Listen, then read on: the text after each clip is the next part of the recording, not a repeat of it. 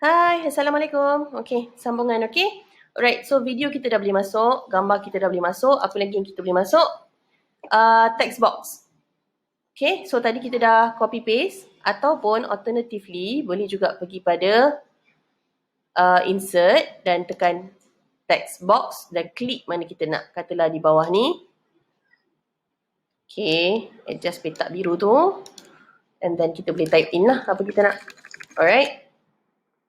Sama juga kalau nak besar kecilkan font tu, seperti biasalah di bahagian atas ni. Semua untuk font, okay? Sampai ke sini. Alright. Okay, so untuk bentuk pun sama, kita boleh insert shapes. Pilih shape mana kita nak.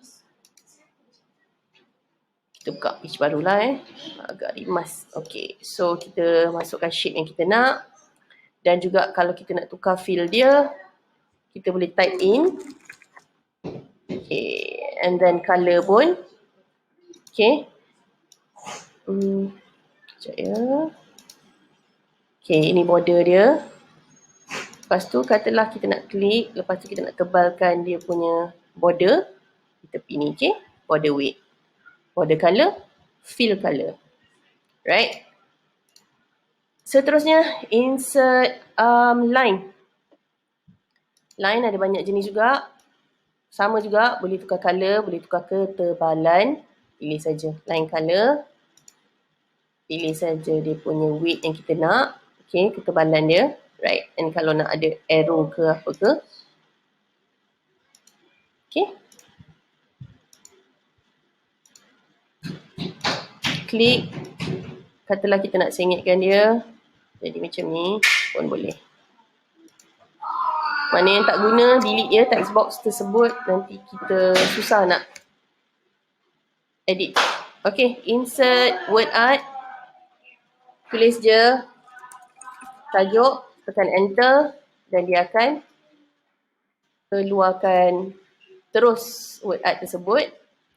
Sama boleh insert colour, tukar outline. Okay. Tukar jenis font. Right. Insert line dah, diagram, chart, table pun boleh. Table berapa kali berapa, masukkan je. Okay. Pun boleh resize juga. Masukkan di tepi. Okay, order. Katalah yang ini kita nak bawa ke belakang. Kita right click.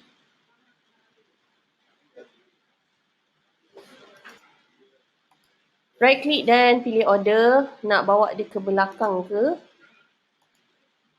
Klik order. Send to back. Katalah kita nak di belakang box ni. Katalah kita nak belakang lagi. Kita boleh backkan lagi. Okay. Katalah berlayer-layer overlap kan. So kita nak mana depan, kita nak mana belakang. Kita boleh just order dia lah. Okay. Order. Send to back. Right. Macam tu. Okay. Link. Insert. Okay, so katalah kita nak linkkan tajuk sejarah ni. Okay, so kita boleh klikkan sejarah dan kita pergi pada insert link. Okay, paste a link. Katalah kita nak linkkan dia pada salah satu website. Contohlah yang ni. Kita copy, kita pastekan dia. Apply.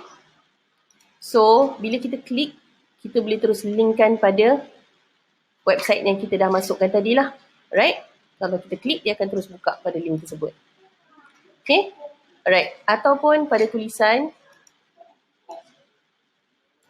sama juga kita highlight dan kita linkkan. Kita nak dia pergi kat mana? www.apa benda. Okay? So, kita linkkan saja. Alright. Klik apply. Dia akan ada underline menunjukkan ada something lah dekat bawah tu. So, sama juga kita boleh klikkan dia. Kadang-kadang kalau website tu berjela-jela, takkan kita nak tulis panjang-panjang kan? Okay. So, maksudnya contoh kita boleh buat ayat seperti diagram here. As shown as this diagram here. Okay, so kita klik here. So, here ni kita boleh klik. Dan kita masukkan link kat sini. So, tak adalah berjela, okay? Alright, terima kasih.